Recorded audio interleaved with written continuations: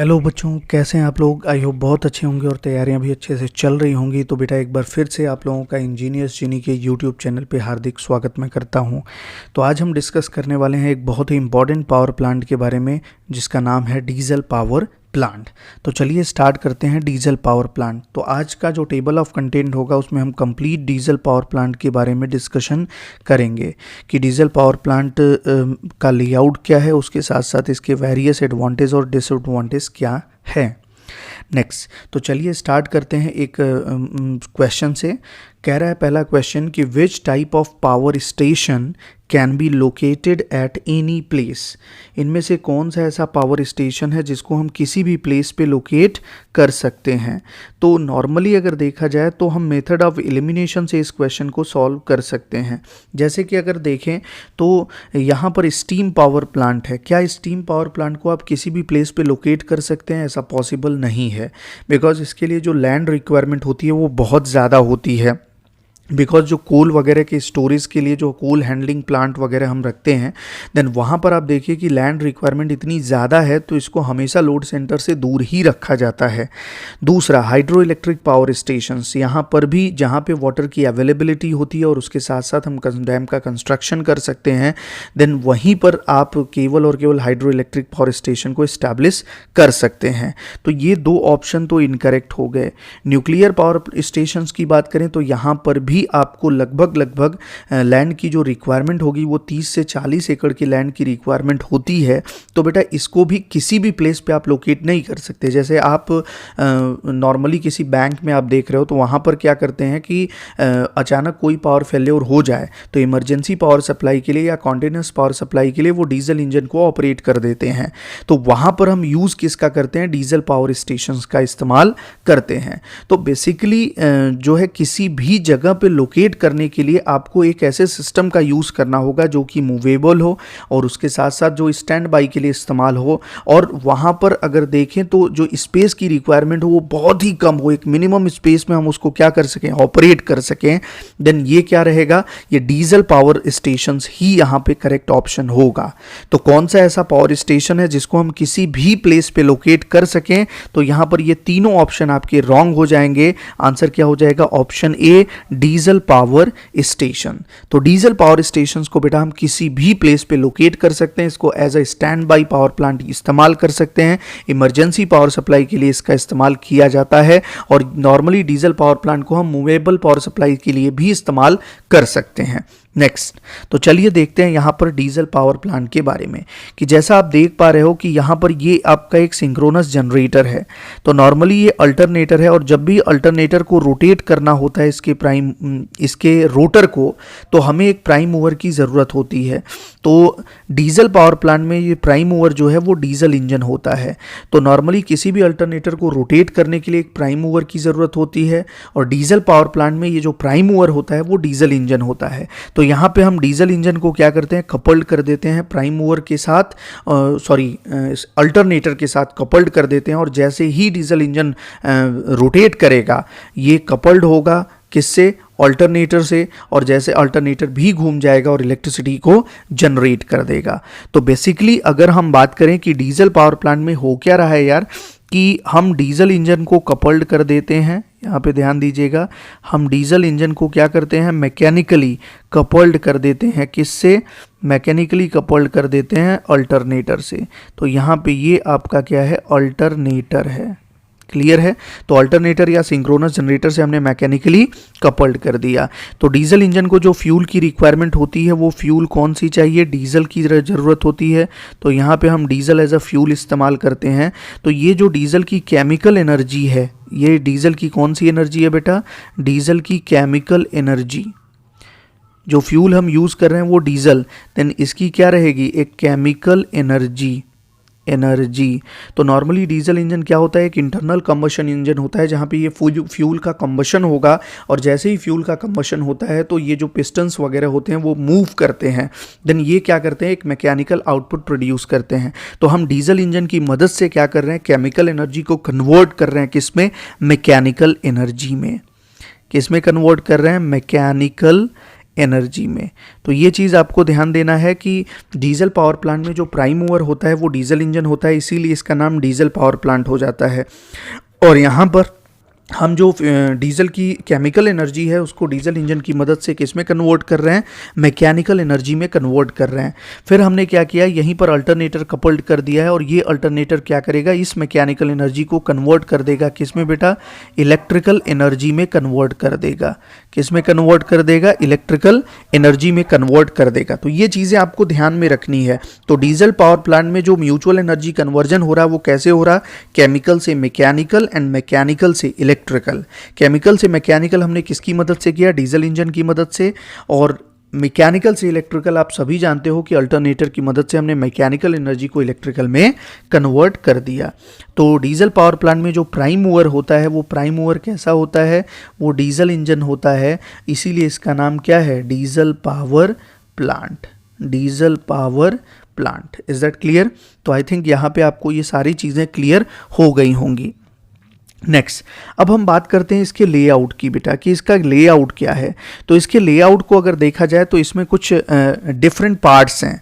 इसके पार्ट्स अगर देखा जाए तो इसमें सबसे पहला फ्यूल सप्लाई सिस्टम होता है। जैसा कि आप यहाँ पे देख पा रहे हो कि ये कंप्लीट इसका लेआउट है, और इसके लेआउट में अगर आप देखें तो सबसे पहला अगर हम देखें तो एक फ्यूल, एक बार कलर चेंज कर लेते हैं यार ताकि अच्छे से समझ में आ जाए।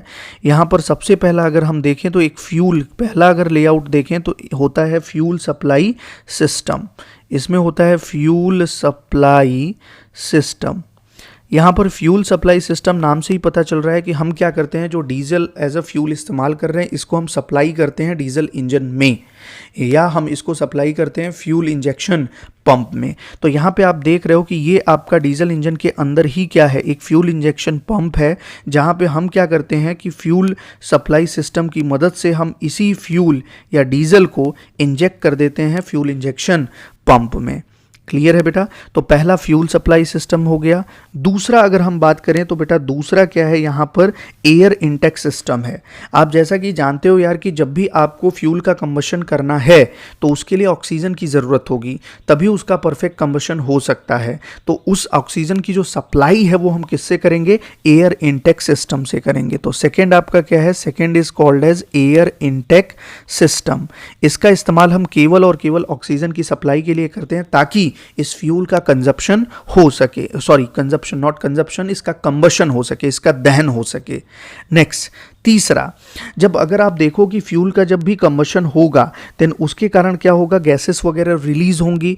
देन इन गैसेस को हमें क्या करना है, बाहर एग्जॉस्ट करना है एटमॉस्फेयर में। देन इन एटमॉस्फेयर में एग्जॉस्ट करने के लिए हम किसका इस्तेमाल करते हैं, एग्जॉस्ट सिस्टम का इस्तेमाल करते हैं। तो नेक्स्ट है आपका एग्जॉस्ट सिस्टम। और जब भी आप देखते हैं बेटा कि डीजल इंजन क्या करेगा कि जब भी एग्जॉस्ट करता है तो डीजल इंजन के ऑपरेशन में काफ़ी ज़्यादा नॉइज़ होता है, और इस नॉइज़ को रिड्यूस करने के लिए हम साइलेंसर का ही इस्तेमाल करते हैं, and with the help of silencer हम इन गैसेस को एग्जॉस्ट कर देते हैं टू द एटमॉस्फेयर। क्लियर है? नेक्स्ट, अगला हम देखें तो अगला जो हमारा सिस्टम है इसमें, इसको हम बोलते हैं कूलिंग सिस्टम। बिकॉज ऐसा होता है कि जब भी फ्यूल का कंबशन होगा तो जितने भी उसके पार्ट्स वगैरह होते हैं वो काफ़ी क्या हो जाते हैं, हीटेड हो जाते हैं। देन इन पार्ट्स के टेम्परेचर को, इन पार्ट्स को कूल करने के लिए हम कूलिंग सिस्टम का इस्तेमाल करते हैं। देन जहाँ पे हम वाटर कूलिंग का इस्तेमाल करते हैं। तो कूलिंग सिस्टम नॉर्मली जो भी इंटरनल कंबशन के कारण हीट प्रोड्यूस हो रहा है उस हीट को प्रोडक्शन के कारण जो पार्ट्स आपके, जो भी पार्ट्स आपके उस डीजल इंजन के हैं वो काफ़ी हीटअप हो जाते हैं, और इनको कूल करने के लिए हम कूलिंग सिस्टम का इस्तेमाल करते हैं। किसका इस्तेमाल करेंगे बेटा, कूलिंग सिस्टम का। तो ये सारे आपके मेन पार्ट्स हैं, ये कंप्लीट मेन कंपोनेंट्स हैं किसी भी डीजल पावर प्लांट के। नेक्स्ट अगर हम बात करें तो फाइनली नॉर्मली जो भी डीजल इंजन ऑपरेट कर रहा है तो उसमें पिस्टन, सिलेंडर में जो भी पिस्टन क्या कर रहा है, मूव कर रहा है। देन उसमें फ्रिक्शन ऑफर होगा उसके मूवमेंट में। तो इस फ्रिक्शन को मिनिमाइज करने के लिए हम क्या करते हैं, लुब्रिकेटिंग सिस्टम का इस्तेमाल करते हैं। तो फिफ्थ जो है वो कौन सा है, ल्यूब्रिकेटिंग सिस्टम। तो यहाँ पे फिफ्थ नंबर का जो है वो क्या कहलाएगा, लुब्रिकेटिंग सिस्टम कहलाएगा। नेक्स्ट अगर हम बात करें तो फाइनली जो लास्ट है इसी को हम बोलते हैं स्टार्टिंग सिस्टम। कौन सा, 6 नंबर अगर देखा जाए तो इसको हम बोलते हैं स्टार्टिंग सिस्टम। Starting system. जैसा कि आप जानते हो यार कि जब आपके स्मॉल डीजल इंजन जनरेटर्स होते हैं जो कि डीजी सेट होते हैं, देन वहाँ पर हम क्या करते हैं कि इनिशियल रोटेशन प्रोवाइड करते हैं। हमेशा कभी भी आप देखोगे कि किसी भी डीजल इंजन को ऑपरेट करना है तो आपको एक इनिशियल रोटेशन की ज़रूरत होती है, और अगर वहाँ पे स्मॉल डीजल इंजन है तो वहाँ पर आप क्या कर सकते हो, हैंडल के थ्रू रोटेशन दे सकते हो। और अगर कोई लार्ज डीजल पावर स्टेशंस है देन वहाँ पर हम कंप्रेस्ड एयर के थ्रू क्या करते हैं, स्टार्टिंग करते हैं।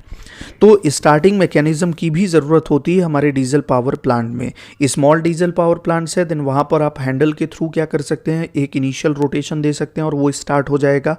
और अगर आपके लार्ज डीजल पावर स्टेशंस हैं देन वहाँ पर डेफिनेटली आपको कंप्रेस्ड एयर सिस्टम की ज़रूरत होती है for the starting. Is that clear? तो ये सारे पॉइंट्स हैं जो सारे पॉइंट्स आपको ध्यान में रखने हैं। तो अगर आपसे पूछा जाए कि कंप्लीट लेआउट के बारे में, then what are the different components of diesel power plant, तो पहला क्या है कि इसके कैसे आप एनर्जी या हीट प्रोड्यूस करोगे। तो जब भी आपको एनर्जी प्रोड्यूस करनी है तो उसके लिए फ्यूल का कंबशन करना होगा, देन उसके लिए फ्यूल सप्लाई सिस्टम की ज़रूरत होती है। तो पहला फ्यूल सप्लाई, फ्यूल के कंबशन के लिए ऑक्सीजन की ज़रूरत है तो एयर इंटेक सिस्टम। और जब भी कोई कंबशन होगा तो जो गैसेस वगैरह रिलीज होती हैं इनको रिमूव करने के लिए और एटमॉस्फेयर में एग्जॉस्ट करने के लिए हमें एग्जॉस्ट सिस्टम की आवश्यकता होती है। फाइनली जब भी इंटरनल कंबशन इंजन के अंदर कोई कंबशन होता है तो हमेशा हीट डेवलप होती है जो इसके मेटेलिक पार्ट्स को टेम्परेचर को बढ़ा देता है। उसको कूल करने के लिए हम कूलिंग सिस्टम का इस्तेमाल करते हैं, फ्रिक्शन को मिनिमाइज करने के लिए उसके सरफेस पे हम लुब्रिकेटिंग सिस्टम का यूज़ करते हैं, और इनिशियल रोटेशन प्रोवाइड करने के लिए हम स्टार्टिंग सिस्टम का इस्तेमाल करते हैं। तो अगर आपसे कभी एक क्वेश्चन ऐसा पूछ दिया जाए कि which one of the following is a mechanical heart of diesel power system, तो आप देख सकते हैं कि डीजल इंजन के अंदर जो है एक है फ्यूल इंजेक्शन पंप, और यही फ्यूल इंजेक्शन पंप क्या करता है, फ्यूल सप्लाई करता है for the combustion in IC engine. Then ये क्या कर रहा है, एक मैकेनिकल हार्ट की तरह बिहेव कर रहा है किसी भी डीजल इंजन के अंदर या डीजल पावर स्टेशंस में। तो अगर आपसे पूछा जाए बेटा कि कौन सा मैकेनिकल हार्ट की तरह वर्क करता है, तो fuel injection pump mechanical heart की तरह वर्क करता है। जैसे ह्यूमन बॉडी में क्या करता है, हार्ट क्या करता है, ब्लड को चारों जगह पूरी बॉडी में पंप करता है, वैसे ही यहाँ पर ये डीजल की सप्लाई करता है आपके नॉर्मली कंबशन के लिए। कौन? फ्यूल इंजेक्शन पंप, इसीलिए इसको हम मैकेनिकल हार्ट बोलते हैं। तो आई थिंक आपको लेआउट कंप्लीटली समझ में आ गया होगा। फ्यूल स्टोरेज टैंक अगर आप देखें तो यहाँ पर हम इनिशियली फ्यूल को क्या करते हैं, स्टोर करते हैं, और उसके साथ साथ अगर देखें तो यहाँ पर हम फिल्टर की मदद से हमने इसको कहाँ भेज दिया, ये डे टैंक नहीं है बेटा, इसी को हम बोलते हैं ड्राई टैंक। तो हमने इसको कहाँ फिल्टर की मदद से कहाँ भेज दिया, ड्राई टैंक में। तो यहाँ पे जो पंप आप यूज़ कर रहे हो इस पंप को हम बोलते हैं ट्रांसफ़र पंप। क्या बोलते हैं? Transfer pump. तो हमने क्या किया कि फ्यूल स्टोरेज टैंक में डीजल को, यहाँ पे डीजल को हमने क्या कर लिया, स्टोर कर लिया, और डीजल को अब हम क्या कर रहे हैं, with the help of filter, इस फिल्टर इसी को हम बोलते हैं स्ट्रेनर्स। क्या बोलते हैं बेटा? इसी को स्ट्रेनर्स कहा जाता है। ये क्या करता है, it remove solid impurities from fuel. तो फ्यूल में जो भी सॉलिड इम्प्योरिटीज़ हैं उन सॉलिड इम्प्योरिटीज़ को ये क्या करेगा, रिमूव कर देगा, और ट्रांसफर पंप की मदद से इसको ड्राई टैंक में भेज देगा। और जैसे ही ये ड्राई टैंक में जाएगा देन यहाँ पर हम अगेन इसको डायरेक्टली सप्लाई कर देते हैं, कहाँ पे, फ्यूल इंजेक्शन पंप में सप्लाई कर देते हैं। तो ये कंप्लीट आप जो लेआउट देख रहे हो ये फ्यूल सप्लाई सिस्टम का है। दूसरा, एयर इंटेक सिस्टम की अगर हम बात करें तो नॉर्मली हम यहाँ पर एयर फिल्टर की मदद से एयर को फिल्टर करते हैं और देन इसको कहाँ भेज देते हैं, डीजल इंजन में भेज देते हैं ताकि कंप्लीट कंबशन हो सके of fuel. Next, exhaust system की अगर हम बात करें तो यहाँ पे आप देख पा रहे हो कि डीजल इंजन में जो भी आपके गैसेस वगैरह रिलीज हो रहे हैं कंबशन के बाद, देन उसको गैसेस को हमें एटमॉस्फेयर में रिलीज करना है, तो साइलेंसर के थ्रू हम इसको कहाँ पे इंजेक्ट कर देते हैं, एटमॉस्फेयर में इंजेक्ट कर देते हैं। साइलेंसर हम इसलिए इस्तेमाल करते हैं ताकि जो भी डीजल इंजन के ऑपरेशन के दौरान नॉइस प्रोड्यूस हो रहा है इस नॉइस को हम क्या कर सकें, रिड्यूस कर सकें। जैसे आप बाइक देखते हो यार, वहाँ पर 2 स्ट्रोक इंजन या 4 स्ट्रोक इंजन अगर लगा हुआ है, सपोज बाइक अगर देखें तो वहाँ 4 स्ट्रोक इंजन है, तो वहाँ पर अगर आप देखोगे तो एक साइलेंसर लगा होता है और वो साइलेंसर क्या करता है, इस नॉइस को काफ़ी कम कर देगा। अगर कभी कभी नॉइस बहुत ज़्यादा होता है तो जैसे हम बोलते हैं यार साइलेंसर फट गया है, तो साइलेंसर बेसिकली नाम से ही पता चल रहा है इसका काम क्या है, केवल और केवल उसके नॉइस जो प्रोड्यूस हो रहा है रहा है उसके लेवल को कम कर देना। नेक्स्ट हम कूलिंग सिस्टम का इस्तेमाल करते हैं। कूलिंग सिस्टम में आप देखें तो ये नॉर्मली डीजल इंजन के हम क्या करते हैं, इसमें जैकेट वाटर पंप की मदद से हम बेसिकली क्या करते हैं, हम वाटर को एज अ कूलेंट सप्लाई कर देते हैं और इसको डीजल इंजन के अंदर भेजते हैं और ये क्या करता है, हीट को एब्जॉर्ब करके हीटअप हो जाता है और ये वार्म वाटर अगेन हम कहाँ पे भेज देते हैं, अगेन हम कूलिंग टावर में भेज देते हैं और जैसे ही ये कूलिंग टावर में जाएगा देन वहाँ पर ये कोल्ड वाटर में कन्वर्ट हो जाएगा और यही प्रोसेस, यही साइकिल आपकी चलती रहेगी। तो यहाँ पर आप देख सकते हो कि ये कंप्लीट सिस्टम हमने आपसे डिस्कस कर दिया। लुब्रिकेटिंग सिस्टम, तो यहाँ पर आप देख सकते हैं कि इसी डीजल इंजन के पास एक लुब्रिकेटिंग ऑयल टैंक होता है और ये लुब्रिकेटिंग ऑयल टैंक को ऑयल पैम्प की मदद से हमने कहाँ भेज दिया, यहाँ पर ऑयल कूलर का इस्तेमाल करके हम इसको कूल करते हैं और फाइनली इसको हम कहाँ भेज देते हैं, इसको हम भेज देते हैं बेसिकली डीजल इंजन में। तो ये लुब्रिकेटिंग ऑयल क्या करता है कि जो भी पिस्टन और सरफेस के बीच फ्रिक्शन ऑफर हो रहा है उसको काफ़ी मिनिमाइज कर देगा। Is that clear?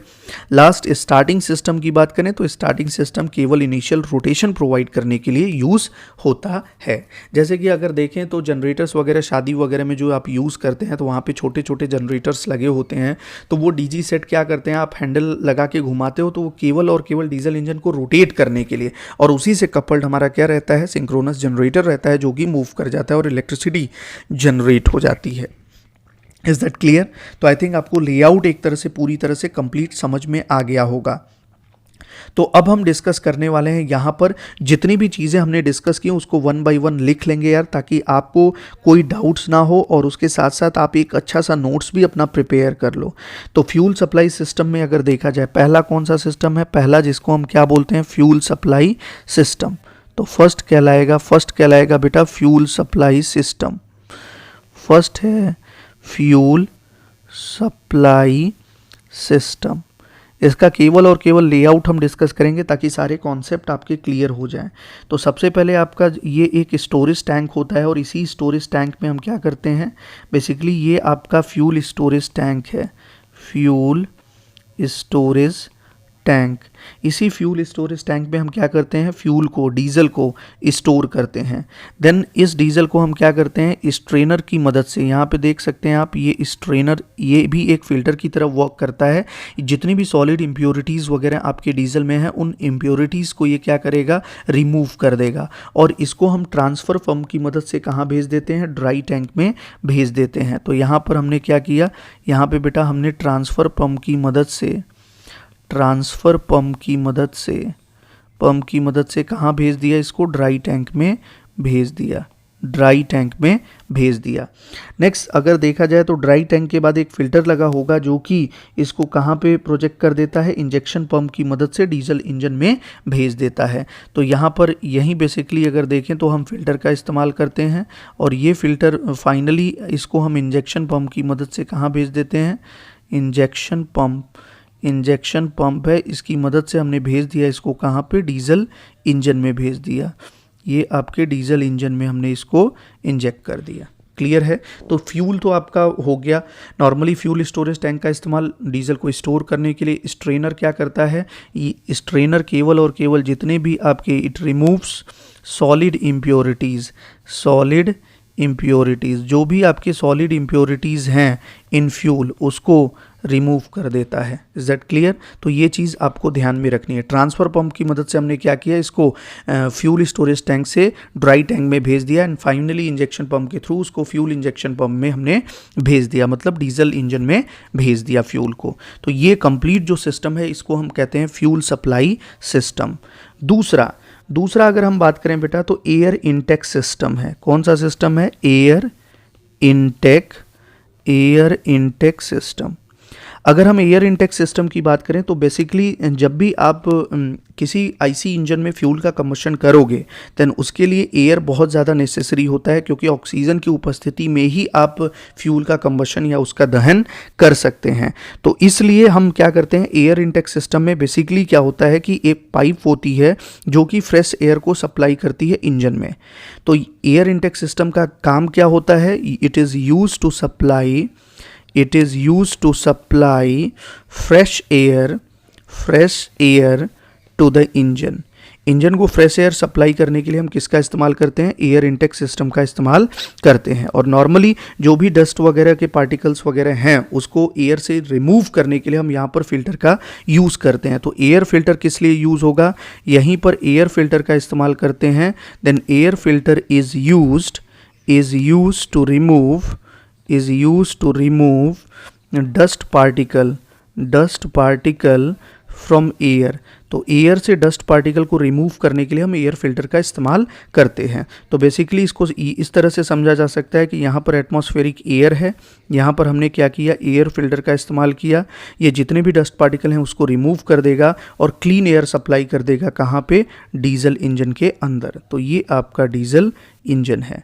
तो ये लेआउट आपको बेटा समझ में आ रहा होगा कि एयर इनटेक सिस्टम किस लिए, फ्रेश एयर सप्लाई करने के लिए, ताकि उसका कंबशन हो सके, और उसके साथ साथ एयर फिल्टर हम यूज़ कर रहे हैं जो भी डस्ट पार्टिकल्स एयर में हैं उसको रिमूव करने के लिए। नेक्स्ट थर्ड आते हैं।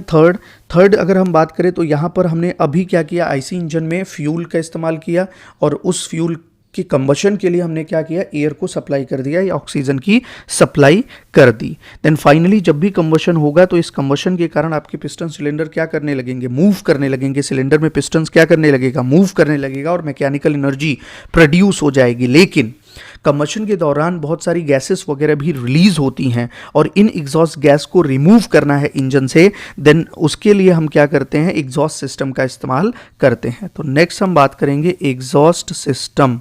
किसकी बात करेंगे बेटा, एग्जॉस्ट सिस्टम की बात करेंगे। तो एग्जॉस्ट सिस्टम का काम क्या होता है, it is used to remove exhaust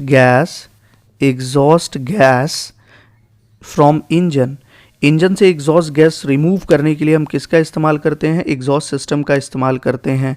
और कहाँ पे रिमूव करेगा, इंजन से रिमूव करके एटमॉस्फेयर में इसको इंजेक्ट कर देगा। तो it is used to remove exhaust gas from engine to the atmosphere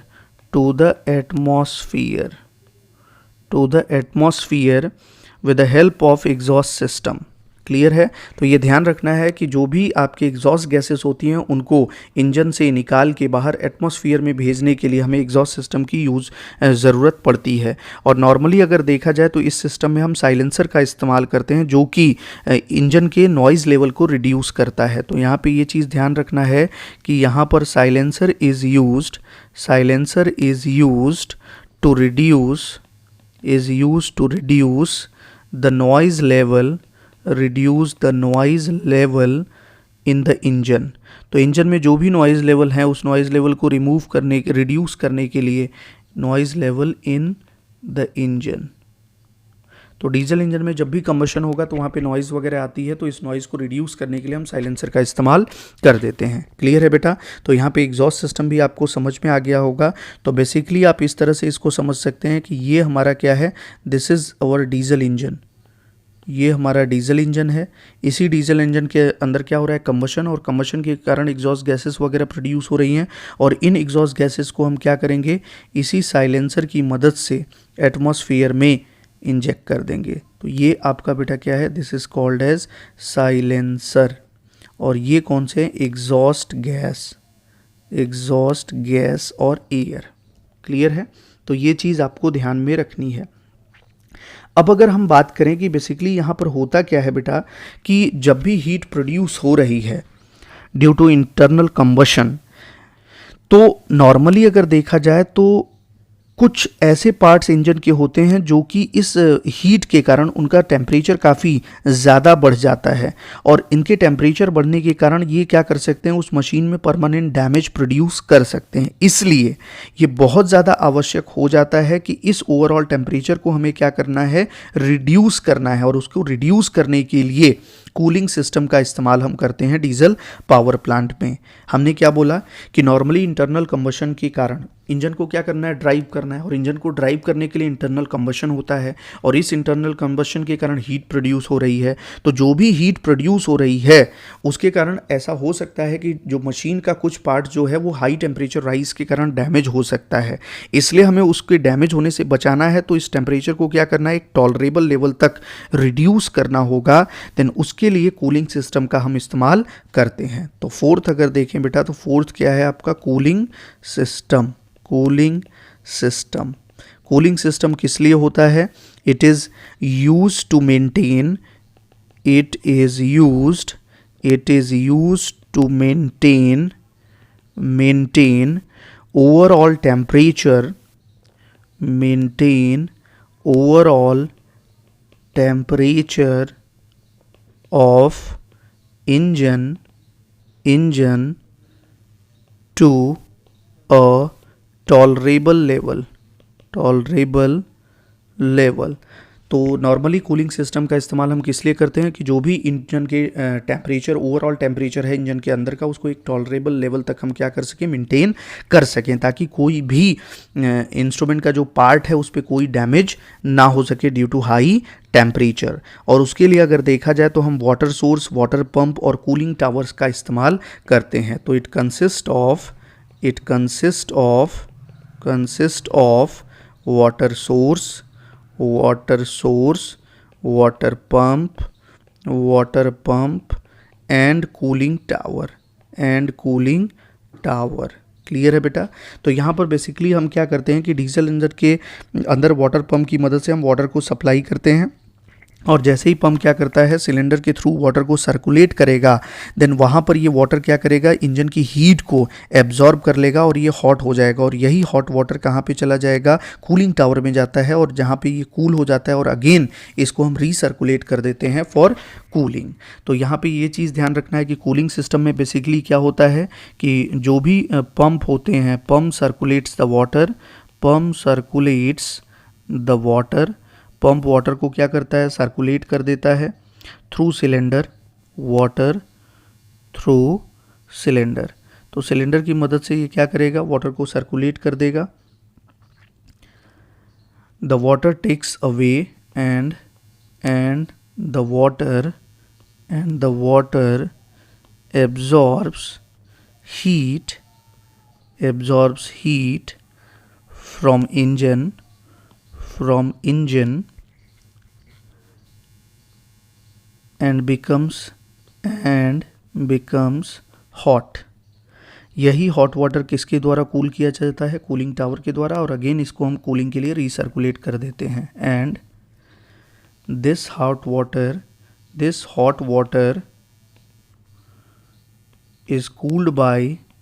is cooled by cooling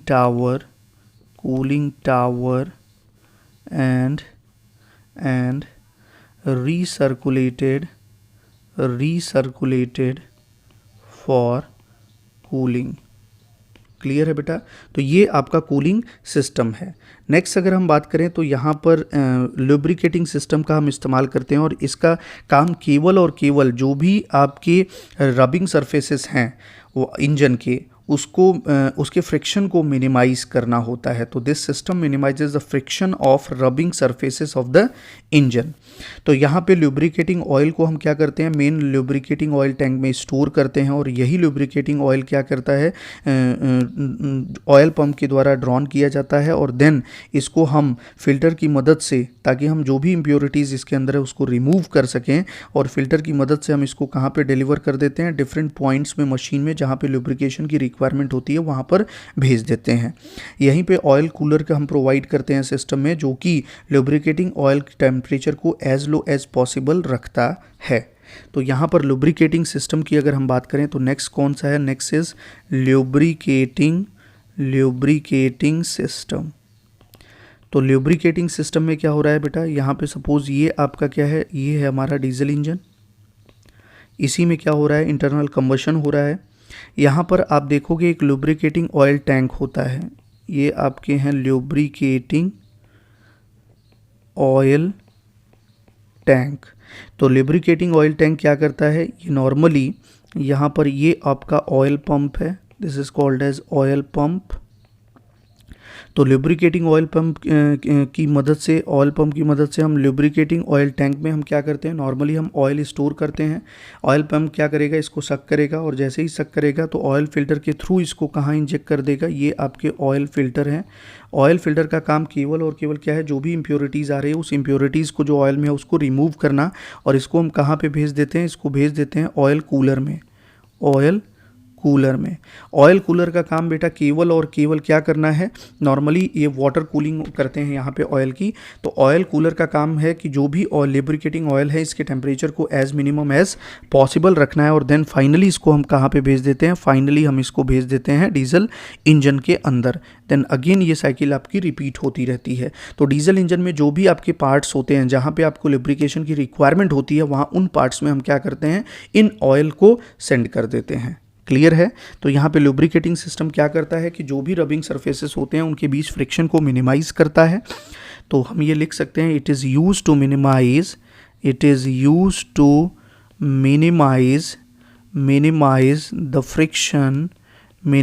the friction between rubbing surface. तो जो भी आपके रबिंग सरफेसेस हैं उनके बीच फ्रिक्शन को क्या करता है, मिनिमाइज करता है, लुब्रिकेशन के लिए इस्तेमाल किया जाएगा। और ये हम किस तरह से यूज़ करते हैं, लुब्रिकेटिंग ऑयल टैंक में हम ऑयल को स्टोर करते हैं, देन ऑयल पंप की मदद से हम इसको ऑयल कूलर में और फिर डायरेक्टली कहाँ पे भेज देते हैं, उन मशीन के पार्ट्स में जहाँ पर लुब्रिकेशन की ज़रूरत होती है। क्लियर है बेटा। तो ये सारी चीज़ें आपको आई थिंक समझ में आ गई होंगी बहुत अच्छे से। नेक्स्ट हम बात करते हैं स्टार्टिंग मैकेनिज्म की या स्टार्टिंग सिस्टम की। तो जब भी डीजल इंजन को स्टार्ट करना है तो उसके लिए एक इनिशियल रोटेशन की ज़रूरत होती है।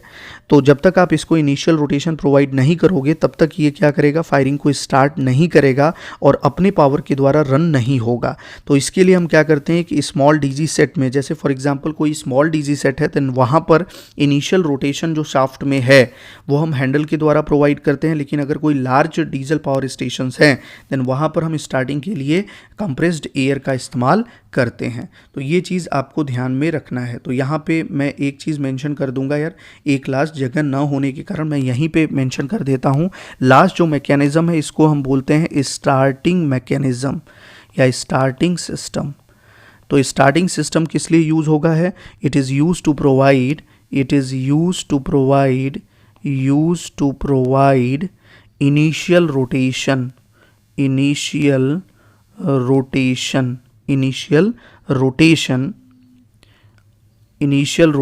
For engine shaft. तो इंजन शाफ्ट को इनिशियल रोटेशन प्रोवाइड करने के लिए हम किसका इस्तेमाल करते हैं, स्टार्टिंग सिस्टम का इस्तेमाल करते हैं। For small DG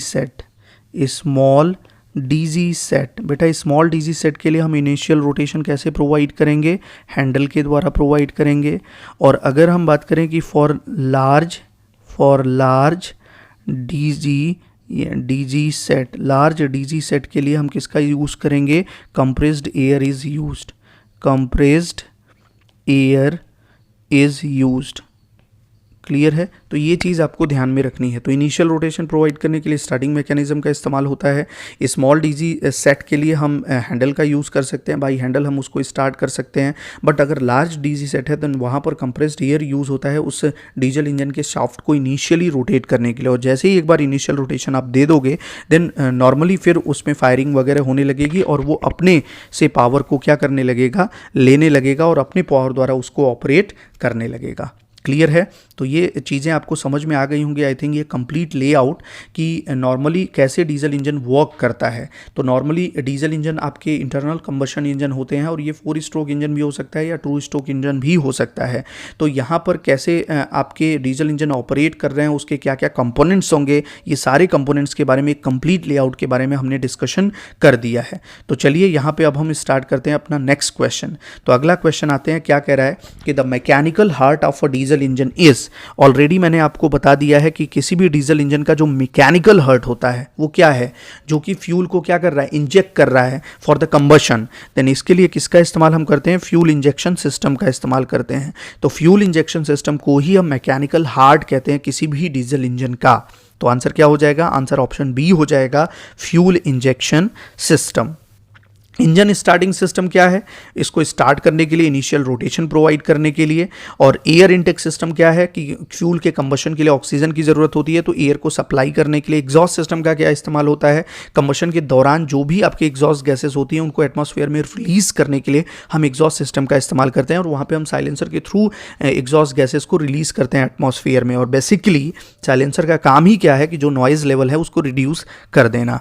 next, silencer is usually incorporated in, silencer कहाँ पे इनकॉर्पोरेट करते हैं, एग्जॉस्ट सिस्टम में आप इनकॉर्पोरेट करते हैं, और इसका काम क्या होता है कि जो भी नॉइज़ वगैरह हो रही है उस नॉइज़ लेवल को रिड्यूस कर देना है। Is that clear? तो आंसर क्या हो जाएगा, साइलेंसर कहाँ पे आप इनकॉर्पोरेट करते हैं, आंसर एग्जॉस्ट सिस्टम में इनकॉर्पोरेट करते हैं। क्लियर है बेटा? नेक्स्ट, अगला, which of one of the following statement is correct, ये कह रहा है कि इनमें से कौन सा स्टेटमेंट करेक्ट है। पहला कह रहा है option A, the super charger is usually employed to increase the pressure of intake air above atmospheric in order to develop an increased power output। ये स्टेटमेंट आप करेक्ट है। नॉर्मली डीजल इंजन में हम क्या करते हैं, सुपर चार्जर का इस्तेमाल करते हैं, जो कि पावर आउटपुट को बढ़ाने के लिए नॉर्मली क्या करता है कि जो भी इंटेक एयर के प्रेशर है उस इंटेक एयर के प्रेशर को इंक्रीज कर देता है। जैसे एयर इंटेक सिस्टम में आप देख रहे हो कि एयर इंटेक सिस्टम यहाँ पे है, तो नॉर्मली जो भी एयर आप क्या कर रहे हैं, एटमॉस्फेयर से सक कर रहे हैं, देन इस एयर को क्या करना है, इसके प्रेशर को इंक्रीज करके हम क्या कर सकते हैं, पावर आउटपुट को बढ़ा सकते हैं। और इनके पावर आउटपुट को बढ़ाने के लिए हम वहाँ पे सुपर चार्जर का इस्तेमाल करते हैं। तो बेसिकली ये सुपर चार्जर क्या करते हैं, ये सुपर चार्जर इंटेक एयर के प्रेशर को बढ़ा देते हैं एबव एटमॉस्फेरिक प्रेशर, ताकि हम ज़्यादा मैकेनिकल आउटपुट क्या कर सकें, प्रोड्यूस कर सकें। तो ये चीज़ आपको समझ में आ गई, ये पहला स्टेटमेंट करेक्ट है। Super charger is use to increase the pressure of intake air in order to develop an increased power output। तो यहाँ पे लिख सकते हैं super charger is used to increase the pressure of intake air to develop an increased output। तो ज़्यादा output produce करने के लिए हम क्या करते हैं, सुपर चार्जर का इस्तेमाल करते हैं, जो कि इंटेक एयर के प्रेशर को एटमॉस्फेरिक प्रेशर से ज़्यादा कर देता है। दूसरा, स्ट्रेनर्स की बात करें, फ्यूल सप्लाई सिस्टम में हम क्या करते हैं, स्ट्रेनर का इस्तेमाल करते हैं। और ये किस लिए प्रोवाइडेड होते हैं कि जो भी सस्पेंडेड इंप्योरिटीज़ फ्यूल में हैं उनको क्या करना, रिमूव करने के लिए। तो strainers are provided to remove the suspended impurities. तो हमने ऑलरेडी लिखा हुआ है कि स्ट्रेनर्स का इस्तेमाल हम किस लिए करते हैं कि जो भी आपके सॉलिड इंप्योरिटीज़ हैं फ्यूल में उसको ये क्या करेगा, रिमूव करेगा। तो सेकेंड स्टेटमेंट भी क्या है, करेक्ट है। Next, C, the exhaust system is provided to discharge the engine exhaust to the atmosphere outside the building. Exhaust system का इस्तेमाल हम किस लिए करते हैं, to discharge the engine exhaust. तो जो भी इंजन में एग्जॉस्ट गैसेस होती हैं उनको डिस्चार्ज करने के लिए टू द एटमॉस्फेयर हम किसका इस्तेमाल करते हैं, एग्जॉस्ट सिस्टम का इस्तेमाल करते हैं। तो आंसर ये भी स्टेटमेंट आपका करेक्ट है। तो आंसर क्या हो जाएगा बेटा, ऑल ऑफ दीज, ये सारे ऑप्शंस आपके करेक्ट हैं। क्लियर है? सुपर चार्जर किस लिए इस्तेमाल होगा, जो भी इंटेक एयर है उसके प्रेशर को बढ़ा देगा ताकि हम ज़्यादा पावर आउटपुट ले सकें। स्ट्रेनर्स का काम क्या होता है कि जो भी फ्यूल में सॉलिड या सस्पेंडेड इंप्योरिटीज़ हैं उसको रिमूव कर देता है। एग्जॉस्ट सिस्टम का काम क्या होता है कि जो भी इंजन एग्जॉस्ट होता है, गैसेस होती हैं, उनको डिस्चार्ज कर देता है टू द एटमॉस्फियर। नेक्स्ट, अगला क्वेश्चन कह रहा है कि usually diesel power station is used where demand of power is.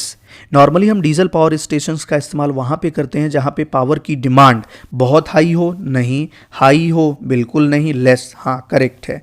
Diesel power plant का इस्तेमाल हम वहाँ पे करते हैं जहाँ पावर की डिमांड क्या हो, कम हो। बेसिकली अगर आप देखो तो जैसे आप यार सिंपल सी बात करो कि आप नॉर्मली घर की बात कर लो, आप अपने घर पे क्या है कि नॉर्मली अचानक क्या हो गई, लाइट चली गई। और लाइट चली गई और काफ़ी देर तक अगर 2 घंटे 3 घंटे लाइट नहीं आ रही है, देन वहाँ पे आप क्या यूज़ करोगे, वहाँ पे आप एक डीजी सेट रखते हो। तो ये डीजी सेट जैसे ही ऑपरेट करेगा तो वो इमरजेंसी लाइटिंग प्रोवाइड कर देगा या स्टैंड बाई कंडीशन में ऑपरेट करेगा कि अगर आपकी लाइट चली गई तो इमरजेंसी लाइटिंग के लिए आप डीजल पावर स्टेशन का इस्तेमाल करते हैं। तो इसको लार्ज पावर डिमांड के लिए इस्तेमाल आप इसलिए इसलिए नहीं कर दोगे बेटा क्योंकि डीजल की जो कॉस्ट होती है वो बहुत ज़्यादा होती है, तो इसकी हाई ऑपरेटिंग या रनिंग कॉस्ट होती है, जिसके कारण आप कभी भी डीजल पावर प्लांट का इस्तेमाल बल्क पावर सप्लाई के लिए नहीं करोगे। तो हमेशा ये ध्यान रखना है कि डीजल पावर प्लांट का इस्तेमाल हम वहीं पे करते हैं जहाँ पे पावर डिमांड क्या हो, कम हो, बहुत ही शॉर्ट ड्यूरेशन ऑफ टाइम के लिए आपको पावर की रिक्वायरमेंट है, इमरजेंसी पावर सप्लाई के लिए आपको ज़रूरत है, देन वहाँ पर हम डीजल स्टेशन का इस्तेमाल कर सकते हैं। इसको हम यूज़ कर सकते हैं as a peak load plant.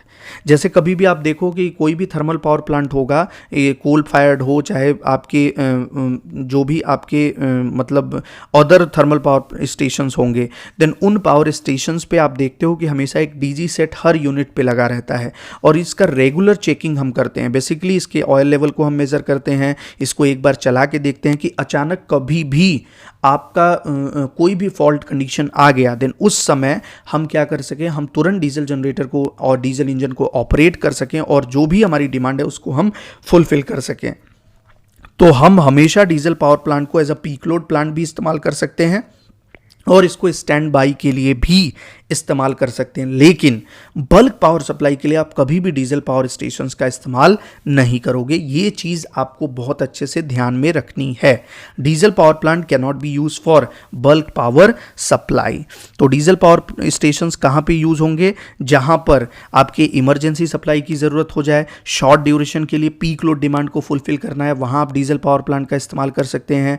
Stand by के लिए आप डीजल पावर प्लांट का यूज़ कर सकते हैं। तो यहाँ पे आंसर क्या हो जाएगा, आंसर हो जाएगा लेस। डीजल पावर स्टेशन हम वहीं यूज करेंगे जहां पावर की डिमांड क्या होती है, लेस होती है। अगर पावर की डिमांड हाई है देन वहां पर हम किसका इस्तेमाल करते हैं, वहां पे हम हाइड्रो पावर प्लांट या स्टीम पावर प्लांट का इस्तेमाल करेंगे as a base load plant, ताकि उस बल्क पावर सप्लाई को वो लो कॉस्ट पे जनरेट कर सके। Is that clear? नेक्स्ट अगला आते हैं, एप्लीकेशन डिस्कस करते हैं कि what are the different applications of diesel power plant, कि डीजल पावर प्लांट के कौन कौन से एप्लीकेशंस हैं। तो पहला बेटा अगर हम बात करें तो नॉर्मली डीजल पावर प्लांट को हम as a stand by plant use कर सकते हैं to the hydro electric plant as well as steam power plant for the emergency services. तो कभी भी हाइड्रो इलेक्ट्रिक प्लांट या स्टीम पावर प्लांट में कोई इमरजेंसी सर्विस वगैरह आई, देन उसके लिए हम क्या कर सकते हैं, डीजल पावर प्लांट को as a stand by plant use कर सकते हैं। तो ये हम लिख सकते हैं पहला यहाँ पर, it can be used as standby plant to steam or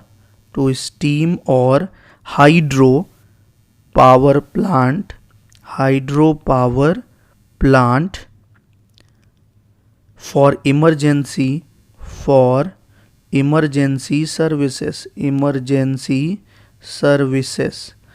services. तो इमरजेंसी सर्विसेज के लिए हम क्या कर सकते हैं, हाइड्रो और स्टीम पावर प्लांट में इसको as a stand by plant इस्तेमाल कर सकते हैं। दूसरा, नॉर्मली अगर देखा जाए तो इसको हम पीक लोड प्लांट की तरह भी इस्तेमाल कर सकते हैं in combination with the thermal and hydro power plant. तो it can be used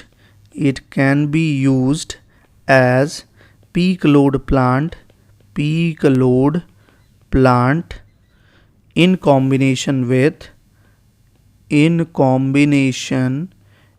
combination with thermal or hydro plants। तो थर्मल या हाइड्रो प्लांट में हम इसको क्या कर सकते हैं, as a peak load plant use कर सकते हैं। क्लियर है? नॉर्मली पीक लोड प्लांट का मतलब क्या है कि जब भी सडन डिमांड क्या हो जाएगी, बढ़ जाएगी, तो अचानक जो डिमांड बढ़ रही है देन वहाँ पे हम क्या करेंगे, डीजल जनरेटर को ऑपरेट करके पीक लोड डिमांड को फुलफिल कर देंगे। बाकी जो थर्मल और हाइड्रो होंगे वो बेस लोड को मीट करेंगे। क्लियर है बेटा?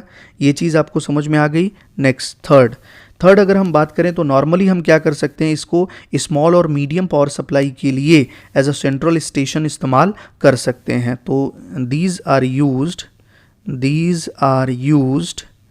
As central station for small and medium power supply.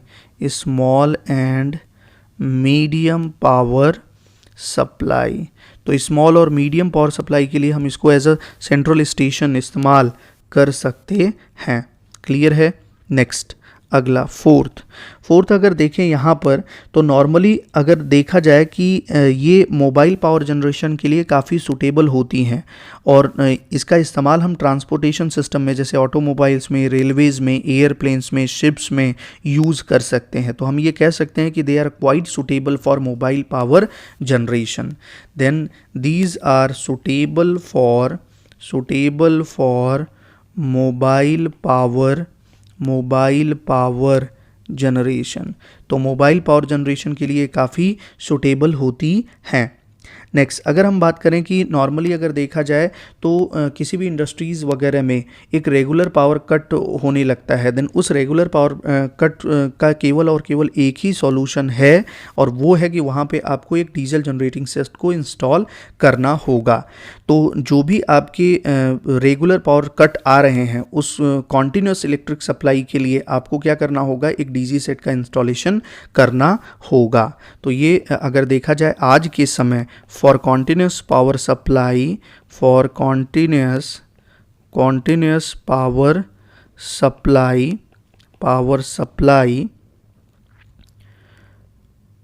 we have to install DG set. तो डीजल जनरेटिंग सेट का हमें इस्तेमाल करना होगा ताकि नॉर्मली अगर देखा जाए तो यार 24 घंटे इंडिया में तो बेसिकली अगर देखें तो 24 आवर्स जो है इलेक्ट्रिकल सप्लाई पॉसिबल नहीं है अभी। तो फिलहाल अगर देखें अभी के समय में तो जो भी रेगुलर पावर कट हो रहा है उस रेगुलर पावर कट में आपकी कॉन्टिन्यूस पावर सप्लाई मेंटेन नहीं हो पाती है, देन उस रेगुलर पावर कट को अवॉइड करने के लिए, कॉन्टिन्यूस पावर सप्लाई को मेंटेन करने के लिए हम डीजी सेट को क्या कर देते हैं, इंस्टॉल कर देते हैं। Due to regular power cut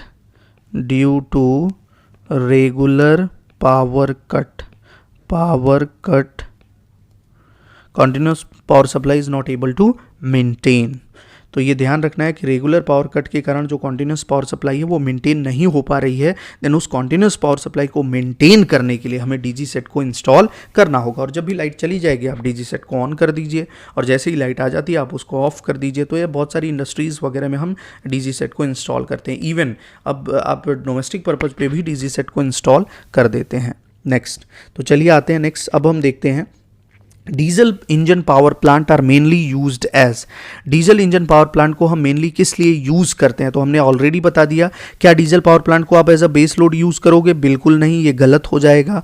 base load की तरह हम किसको यूज़ करेंगे, हम यूज़ करते हैं थर्मल पावर प्लांट को, न्यूक्लियर पावर प्लांट को, हाइड्रो पावर प्लांट को। ये सारे पावर प्लांट्स जो है वो किसकी तरह यूज़ होंगे, as a base load power plant. Basically इसी हाइड्रो पावर प्लांट में एक पंप स्टोरेज होता है जिसको हम पीक लोड पावर प्लांट की तरह यूज़ करते हैं। तो यहाँ पर हाइड्रो में नहीं लिख रहा हूँ ताकि आप कंफ्यूज ना हो, हालांकि हमने ऑलरेडी बता दिया कि हाइड्रो में पंप स्टोरेज अगर रहेगा तो as a peak load plant हम इस्तेमाल करते हैं। दूसरा, पीक लोड प्लांट की तरह यूज़ करते हो आप डीजल पावर प्लांट को, हाँ डेफिनेटली इसको हम पीक लोड प्लांट की तरह इस्तेमाल कर सकते हैं। स्टैंड बाई पावर प्लांट की तरह भी हम इसको इस्तेमाल कर सकते हैं। तो ऑप्शन क्या हो जाएगा, option both B and C correct हो जाएगा। तो डीजल पावर प्लांट को हम यूज़ कर सकते हैं as a peak load power plant और as a stand by power plant. जैसा कि हम एप्लीकेशन में बता चुके हैं, it can be used as a stand by power plant as well as a peak load plant. Clear है। Next अगला क्वेश्चन पे आते हैं। अगला क्वेश्चन ये कह रहा है बेटा कि which of the following are pros of diesel power stations. Pros कहने का मतलब यहाँ पे प्रोज एंड कॉन्स होते हैं। इसका मतलब होता है, प्रोज का मतलब होता है एडवांटेज और कॉन्स का मतलब होता है डिसएडवांटेज।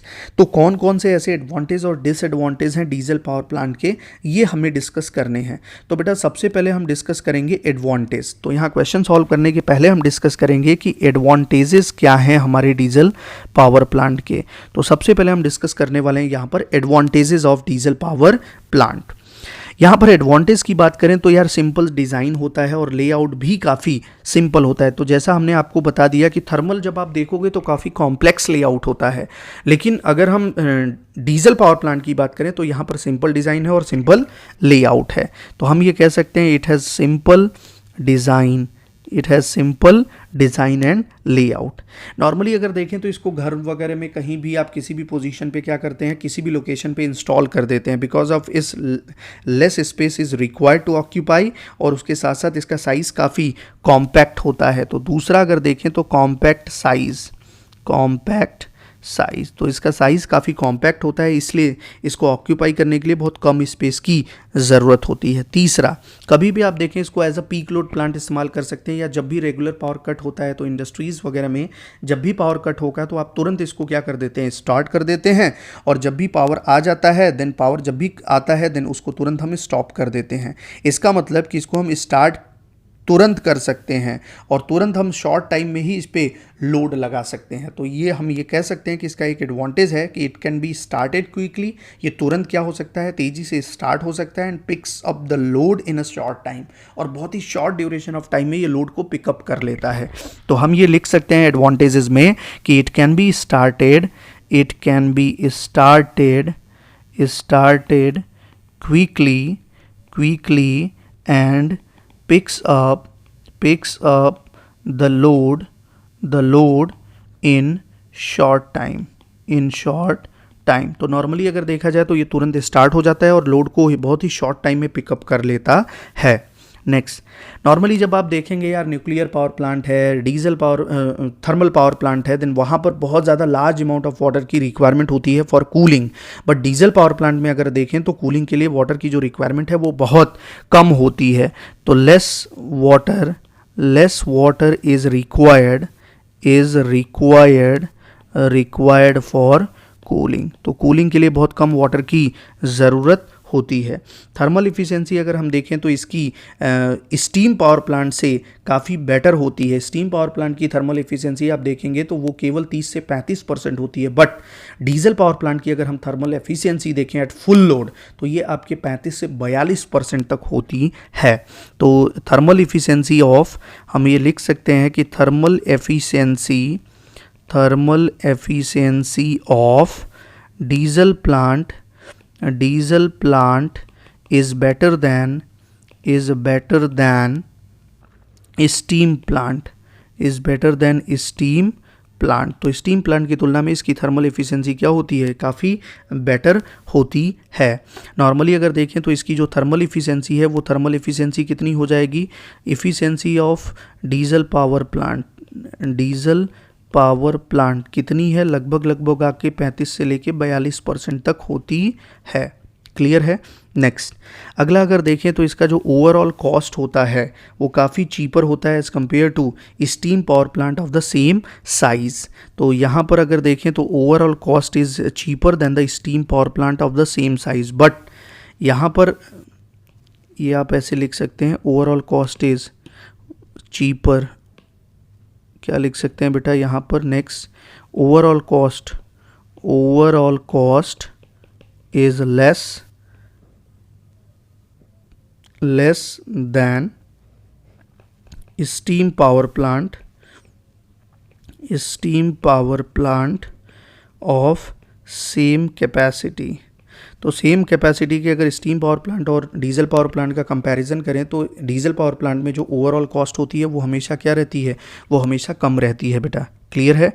नेक्स्ट, तो ये सारे के सारे इसके क्या हैं, एडवांटेजेस हैं। क्या क्या एडवांटेजेस हमने डिस्कस किए कि सिंपल डिज़ाइन है, कॉम्पैक्ट साइज़ है, क्विकली इसको स्टार्ट कर सकते हैं और शॉर्ट टाइम में ये लोड को पिकअप कर लेता है, बहुत कम स्पेस की रिक्वायरमेंट होती है कूलिंग के लिए, thermal efficiency diesel power plant की बेटर होती है स्टीम पावर प्लांट से, ओवरऑल कॉस्ट इसका कम होता है as compare to steam power plant of the same capacity. लेकिन अब हम बात करें कि इसके कुछ डिसएडवांटेज भी हैं, तो इसके डिसएडवांटेजेस हम देखेंगे कि क्या क्या इसके डिसएडवांटेज हैं डीजल पावर प्लांट के। तो पहला डिसएडवांटेज हम बात करें कि डीजल का जो प्राइस होता है वो बहुत ज़्यादा होता है, then due to costly price of diesel इसकी जो रनिंग कॉस्ट होती है वो काफ़ी हाई होती है। तो it has high running cost, या इसी रनिंग कॉस्ट को हम ऑपरेटिंग कॉस्ट बोलते हैं। Then high running cost due to costly price of diesel, due to costly price of diesel. तो डीजल के कॉस्टली प्राइस के कारण इसकी जो रनिंग कॉस्ट होती है वो रनिंग कॉस्ट क्या हो जाती है, हाई हो जाती है। दूसरा अगर हम बात करें बेटा यहाँ पर, तो हम इसको बल्क पावर सप्लाई के लिए इस्तेमाल नहीं कर सकते हैं। बल्क पावर सप्लाई के लिए इस्तेमाल न करने का मतलब है due to its limited capacity. दूसरा अगर देखा जाए तो डीजल की जो कॉस्ट होती है वो ज़्यादा होती है, और उसके साथ साथ जो ल्यूब्रिकेशन की कॉस्ट होती है वो भी बहुत हाई होती है। तो इन सारे रीज़न के कारण हम इसका इस्तेमाल बल्क पावर सप्लाई के लिए नहीं करते हैं। तो it it generates a small amount of power. It generates a small amount of power. Clear है? It cannot be used for bulk power supply. That means it cannot be used for bulk power supply. तो bulk power supply के लिए बेटा इसका इस्तेमाल हम नहीं कर सकते. नेक्स्ट थर्ड अगर हम बात करें तो थर्ड क्या है कि इसकी जो ल्यूब्रिकेशन की कॉस्ट होती है, नॉर्मली क्या करते हैं कि जो फ्रिक्शन ऑफर हो रहा है उसकी रबिंग सरफेसेस पे, उसको मिनिमाइज करने के लिए हम इसके लिए क्या करेंगे, हम इसके लिए लुब्रिकेटिंग ऑयल का इस्तेमाल करते हैं. तो कॉस्ट ऑफ ल्यूब्रिकेशन भी काफ़ी हाई हो जाता है. तो यहाँ पे cost of lubrication is high. Cost of lubrication is very high. Next maintenance cost भी इसकी क्या है, ज़्यादा होती है. तो मेंटेनेंस कॉस्ट इज़ हाई. तो हम डायरेक्टली लिख सकते हैं it has high maintenance cost. तो हाई मेंटेनेंस कॉस्ट. तो बेटा इसकी मेंटेनेंस कॉस्ट क्या होती है, ज़्यादा होती है. तो ये सारे पॉइंट्स आपको ध्यान में रखने होंगे. These are the drawbacks of diesel power plant. Clear है बेटा? यहाँ पर कोई भी डाउट आपको नहीं होना चाहिए. नेक्स्ट तो चलिए आते हैं अपने अगले क्वेश्चन पे. यहाँ पर क्वेश्चन क्या है, क्वेश्चन देख लेते हैं. Which of the following are pros of diesel. Pros का मतलब क्या है, एडवांटेजेस. इनमें से कौन से डीजल पावर स्टेशंस के एडवांटेज हैं. तो डीजल पावर स्टेशंस की अगर हम एडवांटेज की बात करें बेटा तो एडवांटेज क्या हो सकते हैं, lubrication, power quantity, cost, emergency utilization. Lubrication इसका डिसएडवांटेज है क्योंकि हाई ल्यूब्रिकेशन कॉस्ट हो जाती है. पावर क्वांटिटी लेस होती है इसमें, कॉस्ट इसका ज़्यादा होता है डीजल फ्यूल का. और यहाँ पर अगर देखा जाए तो इसका एडवांटेज ये है कि इमरजेंसी यूटिलाइजेशन के लिए हम इसका इस्तेमाल कर सकते हैं. तो इमरजेंसी पावर सप्लाई के लिए जब भी पावर फेल्योर होता है या पावर कट होता है तो वहां इमरजेंसी पावर यूटिलाइजेशन के लिए हम डीजल पावर प्लांट का इस्तेमाल कर सकते हैं. क्लियर है? नेक्स्ट अब आते हैं हम नेक्स्ट क्वेश्चन पे. कह रहा है why can not diesel power stations be employed to generate bulk power. Diesel power stations का इस्तेमाल हम बल्क पावर के लिए क्यों नहीं करते हैं. तो बल्क पावर के लिए क्यों नहीं करते हैं, because of its limited capacity. पहला अगर देखें तो इसकी लिमिटेड कैपेसिटी के कारण हम इसको बल्क पावर पे यूज़ नहीं कर सकते हैं बल्क पावर जनरेशन के लिए. दूसरा एस्केलेटिंग फ्यूल कॉस्ट. इसकी फ्यूल कॉस्ट बहुत ज़्यादा होती है बिकॉज हम डीजल एज अ फ्यूल इस्तेमाल कर रहे हैं जिसकी कॉस्ट क्या है, बहुत ज़्यादा होती है. इसमें हाई मेंटेनेंस और हाई ल्यूब्रिकेशन कॉस्ट होता है. तो high maintenance and high lubrication cost के कारण भी हम इसको बल्क पावर सप्लाई के लिए इस्तेमाल नहीं कर सकते हैं. तो ऑप्शन क्या हो जाएगा, डी, ऑल ऑफ दीज. इसकी limited capacity, escalating fuel cost, high maintenance and lubrication cost के कारण हम इसको बल्क पावर सप्लाई के जनरेशन के लिए इस्तेमाल नहीं कर सकते. Is that clear? नेक्स्ट अगला क्वेश्चन कह रहा है कि which of the following power plant has the highest running cost. मैंने ऑलरेडी बता दिया कि जो फ्यूल की कॉस्ट है वो काफ़ी हाई है, मेंटेनेंस कॉस्ट क्या है, ज़्यादा है. तो इसलिए अगर हम देखें तो इसकी जो रनिंग कॉस्ट होगी वो भी काफ़ी हाई होगी. तो यहाँ पर देखिए कितने हैं आपके. पहला ऑप्शन है डीजल है, हाइड्रो है, थर्मल है, गैस है. तो यहाँ पर सबसे ज़्यादा डीजल की कॉस्ट, फ्यूल कॉस्ट बहुत हाई होने के कारण डीजल पावर प्लांट का जो रनिंग कॉस्ट हो जाएगा वो काफ़ी हाई हो जाएगा. तो इन चारों ऑप्शंस में जो डीजल पावर प्लांट है उसकी हाईएस्ट रनिंग कॉस्ट होती है. हाइड्रो पावर प्लांट की it has the lowest running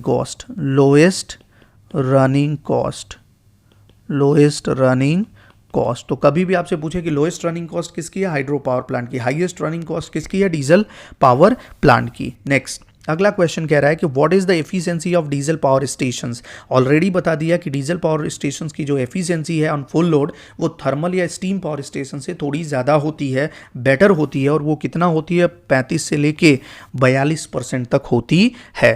तो एफिशिएंसी के बारे में थोड़ा सा डिस्कशन कर लेते हैं यार, कि अलग अलग तरीके की एफिशिएंसी के बारे में हम डिस्कशन करेंगे कि किसी भी डीजल पावर प्लांट्स में या डीजल इंजन में कौन कौन सी एफिशिएंसी होती है.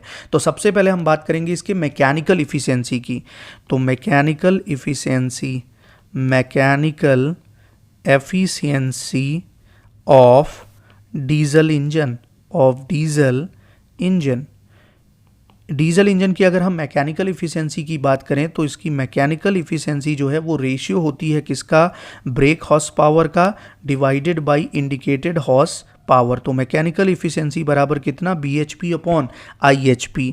BHP को हम किस तरह से लिखते हैं, इसको हम बोलते हैं break horse power, break horse power. और अगर IHP की बात करें तो IHP को बोला जाता है बेटा इंडिकेटेड हॉर्स पावर। क्लियर है। तो ये चीज़ आपको ध्यान में रखनी है कि कई बार क्वेश्चन आ चुके हैं कि मैकेनिकल इफ़िशियंसी किसी भी डीजल इंजन की कितनी होती है, मैकेनिकल इफ़िशियंसी बराबर break horse power divided bye indicated horse power. अगर आपसे पूछा जाए कि इंडिकेटेड थर्मल एफिशिएंसी कितनी होती है, इंडिकेटेड थर्मल एफिशिएंसी, तो इंडिकेटेड थर्मल एफिशिएंसी का अगर हम फॉर्मूला देखें तो इसको हम ईटा आई से रिप्रेजेंट कर रहे हैं। तो इंडिकेटेड थर्मल एफिशिएंसी बराबर indicated horse power divided by the weight of fuel into calorific value of fuel. तो इंडिकेटेड थर्मल एफिशिएंसी क्या हो जाएगी, indicated horse power divided by weight of fuel W into CV क्या है, calorific value of fuel. अगर हमसे पूछा जाए कि ब्रेक थर्मल एफिशिएंसी कितनी होगी, तो बेटा ब्रेक थर्मल एफिशिएंसी अगर देखें तो ब्रेक थर्मल एफिशिएंसी बराबर इसको ईटा B से रिप्रेजेंट करेंगे, ये किसके बराबर हो जाएगा, that is equals to brake horse power divided by weight of the fuel into calorific value of fuel. तो ईटा B किसके बराबर हो जाएगा, brake horse power divided by W into CV के बराबर हो जाएगा। तो हम ये लिख सकते हैं कि जो ब्रेक थर्मल एफिशिएंसी है और इंडिकेटेड थर्मल एफिशिएंसी का जो रेशियो है वही क्या है, मैकेनिकल एफिशिएंसी है किसी भी डीजल इंजन की। तो डीजल इंजन की जो मैकेनिकल एफिशिएंसी निकल के आती है वो ब्रेक थर्मल एफिशिएंसी और इंडिकेटेड थर्मल एफिशिएंसी का रेशियो होती है। तो ये बहुत इंपॉर्टेंट है, ये चीज़ आपको ध्यान में रखनी है। It is the ratio of brake thermal efficiency to the indicated thermal efficiency. यहाँ W क्या है बेटा, W is called as the weight of fuel. तो ये फ्यूल का वेट कहलाता है, नॉर्मली इसको kg पर मिनट में हम लिखते हैं। और जो CV होता है, CV क्या है, ये this is called as calorific value of fuel. ये फ्यूल की कैलोरीफिक वैल्यू है। क्लियर है। तो नॉर्मली ये इसको हम थर्मल वैल्यू ऑफ फ्यूल भी कह सकते हैं। तो वेट ऑफ फ्यूल क्या है, W, और कैलोरीफिक वैल्यू ऑफ फ्यूल क्या है, CV। तो ये आई थिंक आपको इफिशियंसी आपको पता चल गई। और इफिशियंसी कितनी है डीजल पावर प्लांट की जो इफिशियंसी है वो 35 से लेकर 42% तक है, थर्मल पावर प्लांट से ज़्यादा होती है। तो आते हैं क्वेश्चन। एक क्वेश्चन क्या है कि a diesel power station has a fuel consumption of, एक डीजल पावर स्टेशन है जिसका जो फ्यूल कंजप्शन है वो दिया हुआ है, कितना है 0.215 kg पर किलोवाट आवर। तो बेटा यहाँ पर फ्यूल कंजप्शन इसका दिया हुआ है। तो अगर फ्यूल कंजप्शन दिया हुआ है कितना 0.215 kg पर किलोवाट आवर, तो यहाँ पर हम हीट कंजप्शन निकाल सकते हैं। कितना हो जाएगा heat consumption, heat of combustion अगर हम कैलकुलेट करें तो हमें क्या करना होगा, जो फ्यूल कंज्यूम हम कर रहे हैं कितना 0.215, उसमें मल्टीप्लाई कर दें कि इसका कोल की कैलोरीफिक वैल्यू का, या यहाँ पर दिया गया है कैलोरीफिक वैल्यू ऑफ फ्यूल। तो यहाँ फ्यूल की जो कैलोरीफिक वैल्यू है, कोल नहीं, जो भी डीजल यूज़ करे उसकी कैलोरीफिक वैल्यू कितनी है, ये है। तो कैलोरीफिक वैल्यू से मल्टीप्लाई कर दो तो कितना है कैलोरीफिक वैल्यू 10,000। तो एक्चुअली हमें ये पता है कि 1 किलोवाट आवर प्रोड्यूस करने के लिए 0.215 kg फ्यूल का कंजप्शन हो रहा है। तो हम ये देख रहे हैं कि हीट का जो कंबशन है, नॉर्मली कंबशन के लिए हीट की रिक्वायरमेंट कितनी होगी। तो हीट की रिक्वायरमेंट हम किस में कैलकुलेट करते हैं बेटा, हीट की रिक्वायरमेंट अगर हमसे पूछी जाए तो नॉर्मली हम ये कैलकुलेट करना चाहते हैं कि कितने किलोवाट आवर पे कितने किलो कैलोरी हीट की हमें ज़रूरत हो रही है। तो हम जो हीट ऑफ कंबशन निकालेंगे वो 0.215 आपका कंजप्शन है, उसमें मल्टीप्लाई कर देंगे कैलोरीफिक वैल्यू ऑफ फ्यूल का। तो कितना आ जाएगा, ये आ जाएगा आपका टोटल 2150 किलो कैलोरी पर किलोवाट आवर। तो इतना जो है कंबशन ऑफ हीट हो गया, हीट ऑफ कंबशन होगा। नॉर्मली इतना कंबशन के दौरान हीट की ज़रूरत हमें पड़ेगी। क्लियर है, ये चीज़ आपको समझ में आ गई। तो बेसिकली हमें हीट ऑफ कंबशन पता चल गया है। अब अगर हम बात करें कि जो इलेक्ट्रिकल पावर आउटपुट है वो कितना है, इलेक्ट्रिकल पावर आउटपुट। तो इलेक्ट्रिकल पावर आउटपुट अगर हम देखें बेटा तो ये कितना है, ये इलेक्ट्रिकल पावर आउटपुट अगर हम देखें तो 1 किलोवाट। 1 किलोवाट का मतलब क्या है कि 860 किलो कैलोरी, तो यहाँ पर ये है 860 किलो कैलोरी पर किलोवाट आवर। ये आपका इलेक्ट्रिकल पावर आउटपुट है। तो जब भी हम इसके ओवरऑल इफिशिएंसी की बात करें तो ओवरऑल इफिशिएंसी कितना हो जाएगा, इलेक्ट्रिकल आउटपुट याद रखना, ये इलेक्ट्रिकल आउटपुट किस में होनी चाहिए, हीट में, divided by heat of combustion. तो ये फॉर्मूला बहुत इंपॉर्टेंट है, ये आपको ध्यान में रखना है कि जो इलेक्ट्रिकल आउटपुट आ रही है उसका हीट इक्विवेलेंट आपको लेना है, ठीक है। ऐसा नहीं कि इलेक्ट्रिकल में किलोवाट में नहीं लेना है, किलोवाट आवर में। आप 1 किलोवाट आवर बराबर कितना, 860 किलो कैलोरी। तो 860 किलो कैलोरी तो इसका हीट इक्विवेलेंट हीट है इस इलेक्ट्रिकल आउटपुट का। तो 860 डिवाइडेड बाई, अगर हम देखें तो डिवाइड किससे कर देंगे, हीट ऑफ कंबशन से, और हीट ऑफ कंबशन हमने कैलकुलेट किया है 2150। तो यहाँ पे बेटा हीट ऑफ कंबशन हमने कैलकुलेट किया था, कितना था हीट ऑफ कंबशन, 2150 हो गया। देन फाइनली इसको हम सॉल्व करेंगे, इफिशिएंसी निकाल रहे हैं तो इंटू 100 आपका परसेंटेज इफिशिएंसी आ जाएगा, और ये कितना आ जाता है, ये आ जाता है 40%। तो ओवरऑल एफिशिएंसी आपकी कितनी आ जाएगी बेटा, 40% आ जाएगी। तो इस क्वेश्चन को सॉल्व करने के लिए केवल और केवल इतना ध्यान रखना है कि किसी भी डीजल पावर प्लांट का जो ओवरऑल एफिशिएंसी होता है वो electrical output in heat divided by heat of combustion होता है। हीट ऑफ कंबशन अगर निकालना है तो सिंपल कितना फ्यूल का कंजप्शन हो रहा है पर किलोवाट आवर, मल्टीप्लाई कर दो उसको कैलोरीफिक वैल्यू से, तो हमें ये पता चल गया कि एक्चुअल में हीट ऑफ कंबशन कितना है। हीट ऑफ कंबशन हमें पता चल गया, हीट ऑफ कंबशन पता चल गया तो इलेक्ट्रिकल आउटपुट इन हीट को हीट ऑफ कंबशन से डिवाइड कर दो, ओवरऑल इफिशिएंसी आ जाएगी। नेक्स्ट अगला क्वेश्चन कह रहा है कि for a diesel generating station the useful life is expected to be around. किसी भी डीजल जनरेटिंग स्टेशंस के लिए जो यूजफुल लाइफ होती है वो कितनी होती है, तो आंसर इसका कितना है, 15 से 20 साल। तो नॉर्मली इसकी जो एक्सपेक्टेड लाइफ एक्सपेक्टेंसी है वो लगभग 15 से 20 साल होती है। सबसे हाईएस्ट अगर देखें, हाईएस्ट लाइफ स्पैन अगर देखें तो किसका है बेटा, हाईएस्ट लाइफ स्पैन है हाइड्रो का। किसका है, hydro power plant. Hydro power plant का जो लाइफ स्पैन है वो हाईएस्ट होता है, that is greater than 50 years. अगर हम बात करें थर्मल पावर प्लांट की तो थर्मल पावर प्लांट का जो लाइफ स्पैन होता है वो कितना है, थर्मल पावर प्लांट में जो लाइफ स्पैन है बेटा वो लगभग आपके 25 साल हैं, 25 साल। न्यूक्लियर का लाइफ स्पैन अगर आपसे पूछा जाए तो न्यूक्लियर के लिए भी लगभग आपके 20 से 25 साल न्यूक्लियर पावर प्लांट। अगर हम डीजल पावर प्लांट की बात करें तो डीजल पावर प्लांट का जो लाइफ स्पैन है वो 15 से 20 साल होता है। क्लियर है, ये सारी चीज़ें आपको ध्यान में रखनी है। तो highest life span hydro power plant, thermal का 25 साल, न्यूक्लियर का 25 साल, डीजल का 15 से 20 साल। नेक्स्ट अगला क्वेश्चन आते हैं, what is the ranging capacity of diesel plant. किसी भी डीजल पावर प्लांट की जो रेंजिंग कैपेसिटी है वो रेंजिंग कैपेसिटी कितनी होती है। तो अगर हम इसके रेंजिंग कैपेसिटी की बात करें तो डीजल पावर प्लांट जो होता है वो यूज़ होता है 75 किलोवाट से लेके 3750 किलोवाट तक। तो ध्यान रखना है 75 किलोवाट टू 3750 किलोवाट तक हम यूज़ करते हैं किसको, डीजल पावर प्लांट को। तो ऑलरेडी हमें पहले ही पता है कि स्मॉल कैपेसिटी जनरेशन के लिए हम डीजल पावर प्लांट का इस्तेमाल करते हैं और इसकी रेंजिंग कैपेसिटी 75 किलोवाट से लेकर 3750 किलोवाट या 3.75 मेगावाट तक हो सकती है। तो ध्यान रखना, और 3.75 मेगावाट। क्लियर है, कहीं पे 2 से 50 मेगावाट दिया है बट कंफ्यूज होने की ज़रूरत नहीं है। यहाँ पे क्वेश्चन के हिसाब से आंसर क्या हो जाएगा, 75 से लेकर 3750 किलोवाट।